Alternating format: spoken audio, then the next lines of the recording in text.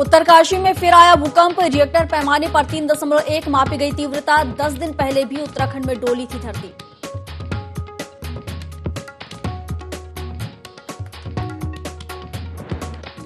स्वच्छता में बेहतर प्रदर्शन करने वाले नगर निकायों को सीएम धामी करेंगे सम्मानित। अटल निर्मल नगर पुरस्कार से किया जाएगा पुरस्कृत।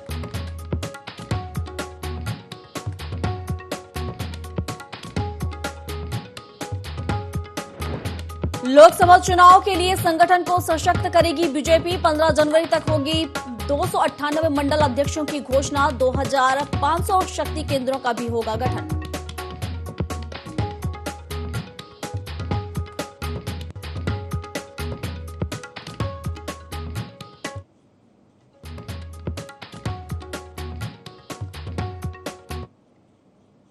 नमस्कार, देवभूमि लाइव में आप सभी का स्वागत है। मैं हूं आपके साथ प्रियंका और शुरुआत करेंगे बड़ी खबरों के साथ। और आपको बता दें कि यहां पर सबसे पहले हम बात करेंगे खबरों की। और हालांकि सबसे पहले जो बात हम बताएंगे देहरादून से आपको बताएंगे, जहां उत्तरकाशी में एक बार फिर भूकंप के झटके महसूस हुए हैं, जहां रिएक्टर पैमाने पर 3.1 तीव्रता नापी गई है। और 10 दिन पहले भी उत्तराखंड में धरती डोली थी। रात करीब 1:50 पर महसूस किए गए हैं भूकंप के झटके। तो इस वक्त की बड़ी खबर बता रहे हैं हम उत्तराखंड के देहरादून से आपको।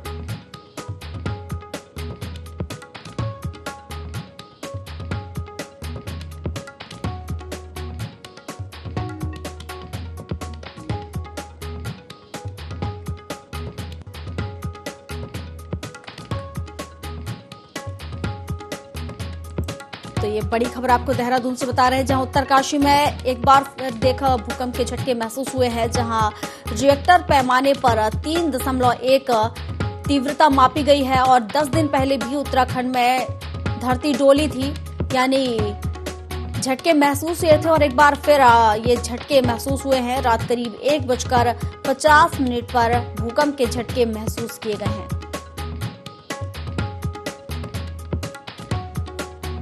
देहरादून से ये खबर आपको बता रहे हैं, जहां उत्तरकाशी में भूकंप के झटके महसूस हुए हैं, जहां रिएक्टर पैमाने पर 3.1 तीव्रता मापी गई है। और वहीं 10 दिन पहले भी उत्तराखंड की जो धरती है वो एक बार डोली थी। और ये दूसरी बार 15 दिन में भूकंप के झटके महसूस हुए हैं। करीब 1:50 पर महसूस किए गए हैं भूकंप के झटके।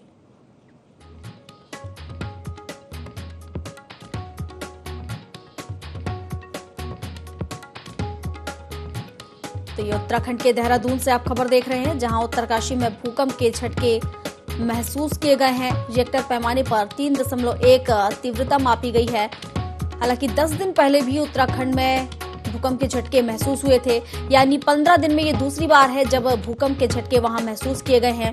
हालांकि आपको बता दें कि रात करीब 1:50 पर ये झटके महसूस किए गए हैं।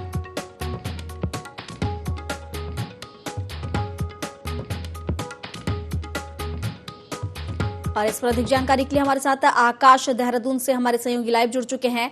आकाश, 15 दिन में ये दूसरी बार है जहां भूकंप के झटके महसूस हुए हैं। वो कौन से क्षेत्र हैं जहां पर ये झटके महसूस हुए? देखिए, बिल्कुल जिस तरह से बात करें उत्तराखंड की, तो उत्तराखंड में अगर हम कहें तो पिछले 10 दिनों से देखा जा रहा है लगातार कि ये दूसरा मौका है कि जब उत्तरकाशी जैसे क्षेत्र में जो है भूकंप के झटके महसूस किए गए हैं। रिएक्टर पैमाने पर अगर हम बात करें तो 3.1 जो है तीव्रता की नापी गई है। किसी की हताहत की सूचना जो है इसमें प्राप्त नहीं हुई है, लेकिन कह सकते हैं कि लोगों के अंदर एक डर था, क्योंकि जिस तरीके से रात करीब 1:50 पर ये भूकंप के झटके महसूस किए गए, तो उसके बाद से ही जो लोग हैं वो अपने घरों से बाहर निकल गए। और लगातार जिस तरीके से कह सकते हैं कि ये 10-15 दिन के अंदर अंदर ये दूसरा मौका है कि जब उत्तराखंड में इस तरीके के भूकंप के झटके महसूस किए गए थे, तो दूसरी बात कहीं ना कहीं लोगों के अंदर एक डर जो है देखने को मिलता है। और ये वजह है कि जो आपदा प्रबंधन विभाग है उसकी तरफ से भी लगातार जो उत्तरकाशी जिला है वहाँ पर तमाम जगहों पर जो तमाम चाहे थाने हों या फिर जिला प्रशासन स्तर पर जो तमाम ऐसे गांव हैं या फिर ब्लॉक हैं, उन तमाम जगहों पर जो है सूचना प्राप्त की गई थी, लेकिन किसी के भी हताहत होने की सूचना जो है वो प्राप्त नहीं हुई है। और कह सकते हैं कि एक तरीके से जो तीव्रता थी वो काफ़ी कम थी, जिसकी वजह से कोई हताहत नहीं हुआ है। लेकिन निश्चित तौर पर कहीं ना कहीं उत्तराखंड में इस तरह के जो भूकंप के झटके वो लगातार बने रहते हैं। और ये वजह है कि जो वादिया इंस्टीट्यूट है उसकी तरफ से भी इस बात का जिक्र किया जाता रहा है कि जिस तरीके से उत्तराखंड की का जो भौगोलिक परिस्थितियां हैं वो कहीं ना कहीं इस तरीके से हैं कि एक तरीके से जो तमाम भूकंप है वो इस तरीके से आते रहते हैं। और ये वजह है कि निश्चित तौर पर कहीं ना कहीं रात को करीब 1:50 को उत्तरकाशी में भूकंप आया है। और ऐसे में किसी के हताहत होने की जो सूचना है वो एक तरीके से प्राप्त नहीं हुई है। बिल्कुल। किस तरह के सिस्टम वहां पर एक्टिव है जिसके चलते 15 दिन में 2 बार भूकंप के झटके महसूस होना, और जिस तरीके से झटके महसूस हुए हैं, क्या किसी प्रकार की, जैसा कि आपने बताया, जनहानि तो नहीं हुई है, लेकिन अगर नुकसान की बात करें तो क्या किसी तरह का नुकसान सामने आया है?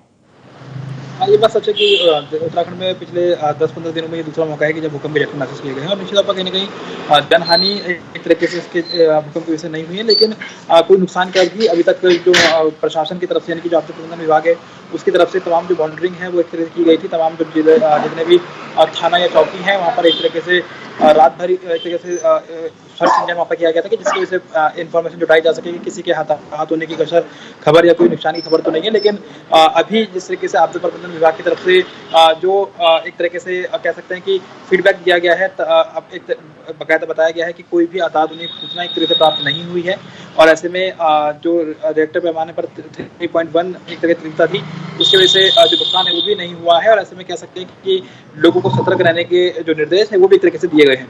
ठीक है, आकाश हमारे साथ बने रहिए, अगली खबर पर से अपडेट लूंगी मैं। तो एक और खबर बता देते हैं देहरादून से ही, जहां नगर निकायों को सम्मानित करेंगे सीएम धामी। अटल निर्मम नगर पुरस्कार से सम्मानित किया जाएगा, यानी सीएम धामी अटल निर्मल नगर पुरस्कार से आज सम्मानित करेंगे नगर निकाय के प्रतिनिधियों को, और बता दें कि स्वच्छता में बेहतर प्रदर्शन के लिए उन्हें पुरस्कृत किया जाएगा। शहरी विकास मंत्री प्रेमचंद्र अग्रवाल भी इसमें शामिल रहेंगे, और इस पर अधिक जानकारी के लिए हमारे साथ आकाश बने हुए हैं। आकाश, आज सम्मानित किया जाना है, सीएम पुष्कर सिंह धामी सम्मानित करेंगे नगर निकाय के प्रतिनिधियों को, तमाम जानकारियां। बिल्कुल, देखिए जिस तरह से स्वच्छता सर्वेक्षण को लेकर के लगातार इस समय जो भारत सरकार की टीम है वो सर्वे कर रही है। उत्तराखंड के तमाम ऐसे इलाके हैं, शहर के जो क्षेत्र हैं या पंचायत के ऐसे जो क्षेत्र हैं, वहाँ पर इस समय सर्वे का काम चल रहा है। लेकिन उत्तराखंड सरकार की ये कोशिश पिछले 2-3 सालों से चल रही है कि अपने स्तर पर भी जो ऐसे नगर निगम हैं, नगर पंचायतें हैं, नगर निकाय हैं, उनको एक तरह से सम्मानित करने का काम जो है राज्य सरकार की तरफ से किया जाता है, और उसी के तहत आज अटल निर्मल पुरस्कार से जो है निकायों को सम्मानित किया जाएगा, जिसमें मुख्यमंत्री पुष्कर सिंह धामी शामिल होंगे। तमाम निकायों को जो है वो सम्मानित करने का काम करेंगे।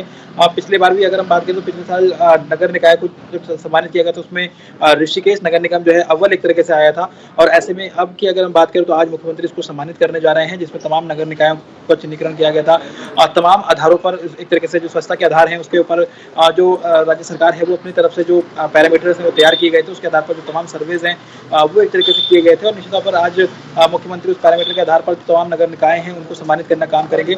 कोशिश रहेगी, सरकार की कोशिश है कि स्वच्छता के जो सर्वेक्षण एक तरीके से भारत सरकार की तरफ से किया जाता है उसमें एक तरीके से उत्तराखंड जो है बेहतर परफॉर्मेंस करे। कई ऐसी पंचायतें या फिर नगर निगम है वो भी उसमें जो है शामिल किया जा सके, तो उसको लेकर कोशिश की जाती है। लेकिन उत्तराखंड को स्वच्छ किस तरह से बनाया जा सके इसको लेकर भी लगातार सरकार की तरफ से कौन कौन से क्षेत्र हैं जिन्हें प्राथमिकता मिल सकती है, यानी स्वच्छता के क्षेत्र में जो निकाय सामने आ सकते हैं, ऐसे कौन से नाम कुछ सामने आ रहे होंगे?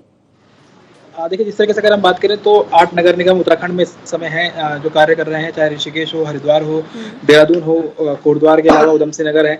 ये तमाम ऐसे 8 नगर निगम हैं जो इस समय काम कर रहे हैं। नगर पंचायतें भी अलग अलग हैं, उसमें जो क्राइटेरिया है वो इस बार का जो रखा गया है उसमें नगर निगम का जो क्राइटेरिया है वो अलग रखा गया है और नगर पंचायतों का क्राइटेरिया अलग रखा गया है। और ऐसे में कोशिश यही है कि सरकार की कि नगर निगम और नगर पंचायतों को स्वच्छ बनाया जा सके। तमाम ऐसे जो सर्वेक्षण है, क्योंकि भारत सरकार अपने स्तर पर सर्वे करती है, लेकिन उत्तराखंड के स्तर पर भी जो है सर्वे के आधार पर इनको काम किया जा सके, जिससे कि जो नगर निकाय हैं वो एक तरीके से स्वच्छ हों और एक तरीके से अपनी परफॉर्मेंस जो है दिखा सकें।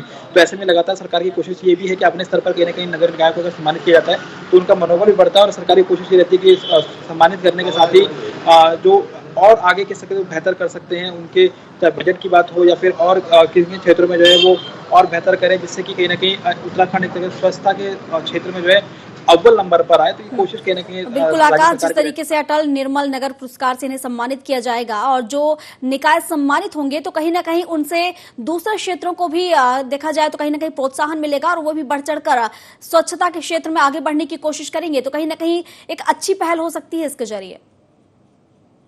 देखिए, बिल्कुल जिस तरीके से अगर हम बात करें, क्योंकि भारत सरकार जब अपने स्तर पर कोशिश करती है तो उसके बाद तमाम ऐसे नगर निगमों और नगर पंचायतों को जो है कोशिश की जाती है कि इनको जो है आगे परफॉर्मेंस दिखाई जा सके। लेकिन राज्य सरकार की कोशिश ये है कि अपने स्तर पर भी कहीं ना कहीं नगर निकायों को प्रोत्साहन बढ़ाया जाए, और इसी के चलते कहीं ना कहीं पुरस्कार की जो योजना है वो सरकार की तरफ से बनाई गई थी। पिछले कई सालों से जो है इसमें पुरस्कार दिया जा रहा है, और ऐसे में अब स्थिति यह है कि सरकार की कोशिश है कि अगर नगर निकायों को जो है बेहतर किया जा सके, उनकी परफॉर्मेंस बेहतर की जा सके, स्वच्छता सर्वेक्षण में वो और अव्वल कर सकते हैं राज्य स्तर पर निश्चित तौर पर कहीं ना कहीं आने वाले समय में की जो है वो जो भारत सरकार की जो गाइडलाइंस है उसमें भी एक तरीके से परफॉर्मेंस करते हुए दिखाई देंगे। तो कोशिश कहीं ना कहीं ये है कि अगर प्रदेश से इसकी शुरुआत की जाती है तो प्रदेश में अगर वो बेहतर परफॉर्मेंस करते हैं तो आने वाले समय में वो नेशनल लेवल पर भी जो है परफॉर्मेंस कर सकते हैं। और यही वजह है कि इसकी कोशिश कहीं ना कहीं लगातार सरकार की तरफ से की जा रही है कि नगर निकायों को जो है मजबूत किया जा सके, स्वच्छ किया जा सके और तमाम जो बेहतर परफॉर्मेंस है वो नगर निकाय दे। तो निश्चित तौर पर कहीं ना कहीं जब कोई नगर निगम जीतता है या फिर किसी नगर निगम को जो है, पिछली बार अगर बात करें तो ऋषिकेश को ये सम्मान मिला था, लेकिन ये कह सकते हैं यानी कि इस तरीके से अगर लगातार यहाँ पर ऐसे पुरस्कृत किया जाता रहेगा तो कहीं ना कहीं आने वाले समय में स्वच्छता के क्षेत्र में देखा जाए तो उभर कर आ सकता है उत्तराखंड। शुक्रिया आपका तमाम जानकारी के लिए।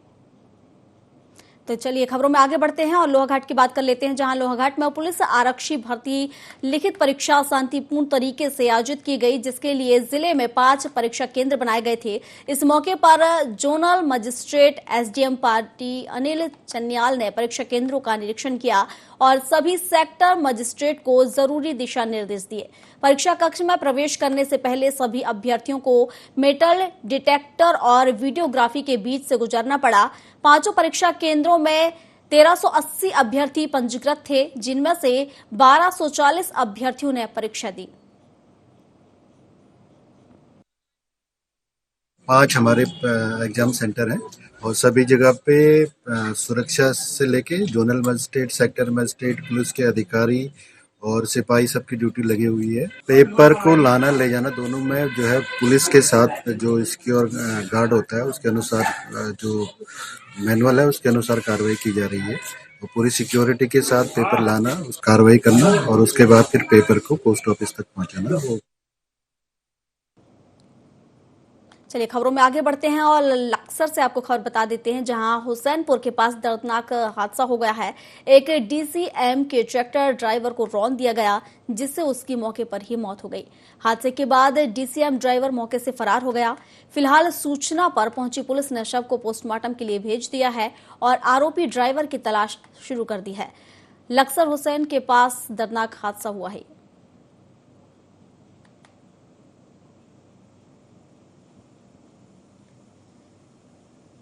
उधम सिंह नगर के किच्छा में व्यापार मंडल पदाधिकारियों के बीच चल रहा विवाद लगातार तूल पकड़ता जा रहा है। प्रांतीय उद्योग मंडल के निर्वाचित अध्यक्ष राजकुमार बजाज के खिलाफ महामंत्री और कोषाध्यक्ष ने मोर्चा खोल दिया है। व्यापार मंडल अध्यक्ष राजकुमार पर मनमानी के आरोप लगाते हुए इस्तीफे की मांग की गई है। 2 दिन पहले व्यापार मंडल अध्यक्ष बजाज ने कार्यकारिणी का विस्तार किया था। कार्यकारिणी विस्तार कार्यक्रम की सूचना न देने और सक्रिय व्यापारियों को कार्यकारिणी में सम्मान न देने के आरोप लगाए गए हैं। महामंत्री और कोषाध्यक्ष ने जिलाध्यक्ष को इस्तीफा सौंप दिया है। अब इस्तीफे के बाद व्यापार मंडल पदाधिकारियों का यह विवाद बढ़ता नजर आ रहा है। मैं संगठन के लिए कुर्बानी देने को तैयार था और समाज को बंटने नहीं देना चाहता था। मैं नहीं चाहता था कि कुछ लोग जो कहते थे कि फलाने समाज को आगे करना है, इसको करना है। समाज सबसे पहले है, पद बाद में है। उन्हीं लोगों ने मुझे बनाया था जिन लोगों के बीच से मैं आया हूँ और उन्हीं के लिए मैं आज इस्तीफा दे रहा हूँ कि मैं नहीं चाहता किसी तरीके का किसी के बीच में मनभेद हो। मतभेद हो सकते हैं, मनभेद नहीं होने चाहिए। हमारे अध्यक्ष जी मनमाने फैसले कई बार कर चुके हैं। उनको हमने कहा था कि सब लोग संगठित होकर कर लेंगे। मुझे आज बहुत पीड़ा है कि मैंने इस्तीफा दिया। मैंने 2600 व्यापारियों का मैंडेट जो मेरे को मिला हुआ था, मैं उसको यहाँ छोड़ के जा रहा हूँ, लेकिन मैं उनकी लड़ाई हमेशा लड़ता रहूँगा। व्यापारी रक्षा समिति बनेगी, उसमें हर व्यापारी को स्थान मिलेगा और बहुत जल्दी उनकी लड़ाई को फिर से पुनः उठा लिया जाएगा। 2 वर्षों से हमने लगातार इनसे वार्तालाप करी। 4 बार हम लोग बैठे, मीटिंग हुई हम लोगों के बीच में। हमारे अध्यक्ष, माननीय अध्यक्ष जी का कहना ये था कि हमें जरूरत नहीं है। कई बार उनके शब्द ये हैं, मेरे पास उसकी रिकॉर्डिंग नहीं है, लेकिन उनके शब्द ये थे कि हमें आवश्यकता नहीं है। अब एकाएक आवश्यकता क्या पड़ गई उनको। हमने इस्तीफे की पेशकश करी है। अब देखिए इस्तीफे को जिला अध्यक्ष जी और माननीय हमारे जिला महामंत्री जी उसको कैसे लेते हैं और किस प्रकार आगे कार्रवाई करते हैं, हमें उसका इंतजार रहेगा। इस तरह के आरोप अगर हमारे सम्मानित नगर अध्यक्ष राजकुमार बजाज जी मेरे ऊपर लगा रहे हैं तो उनको अपने गिरेबान में झांकना चाहिए कि यही टीम जो आज यहाँ पर खड़ी है, इसी टीम ने उसको रात दिन एक करके उसको जिताया था और उसको इस मुकाम तक पहुँचाया। आज इसी टीम के लिए वो ऐसा सब कुछ कर रहे हैं। बड़ा सोचने का विषय है। पता नहीं वो किसके इशारों के ऊपर ये सारा काम कर रहे हैं। देहरादून में विश्व अल्पसंख्यक अधिकार दिवस पर कार्यक्रम का आयोजन किया गया, जिसमें मुख्यमंत्री पुष्कर सिंह धामी शामिल होने पहुंचे। इस दौरान उन्होंने कार्यक्रम स्थल पर लगी स्टॉल का निरीक्षण किया। बता दें, हर साल 18 दिसंबर को विश्व अल्पसंख्यक अधिकार दिवस के रूप में मनाया जाता है। कार्यक्रम कैबिनेट मंत्री गणेश जोशी सहित अल्पसंख्यक आयोग के अध्यक्ष भी मौजूद रहे। मैं सबसे पहले तो आज अल्पसंख्यक जो अधिकार दिवस है उसकी सभी को बधाई देता हूँ, शुभकामनाएं देता हूँ। आज हमारा देश माननीय प्रधानमंत्री मोदी जी के नेतृत्व में हर वर्ग के उत्थान के लिए काम कर रहा है और पहले के समय में विकास योजनाएं केवल कुछ लोगों के लिए होती थी, तुष्टीकरण के लिए होती थी। आज जो माननीय प्रधानमंत्री मोदी जी का मंत्र है, सबका साथ, सबका विकास, सबका विश्वास और सबका प्रयास, इस आधार पर योजनाएं हो रही हैं और हर वर्ग के लिए आज योजनाएं चल रही हैं। हर वर्ग के उत्थान के लिए काम हो रहा है और संपूर्ण देश के संपूर्ण रहने वाले सभी निवासियों के लिए, सभी नागरिकों के लिए लगातार इस दिवस पर काम हो रहा है। इस दिवस पर सभी के उत्थान का हम लोगों ने संकल्प लिया है, सभी के लिए। खबरों में आगे बढ़ते हैं और बात कर लेते हैं सितारगंज की, जहां लंबे समय से नशे के खिलाफ अभियान चलाया जा रहा है। इसी के चलते पुलिस ने छापामार कार्रवाई की है। पुलिस ने गुरु नानक नगरी गोठा के जंगलों में चल रही अवैध शराब भट्टियों पर कार्रवाई की है। इस दौरान पुलिस ने 7,000 लीटर शराब को नष्ट किया है। हालांकि आरोपियों को मौके से फरार होने में सफलता हाथ लगी, जिनकी पुलिस अब तलाश कर रही है।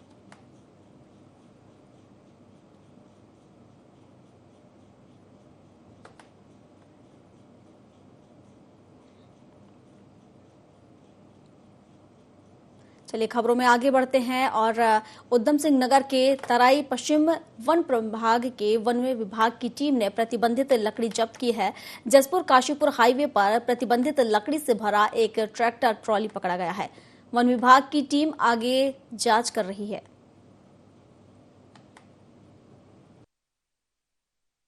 अवैध पातन के विरुद्ध चलाए गए अभियान में हमारा स्टाफ गश्त पर था।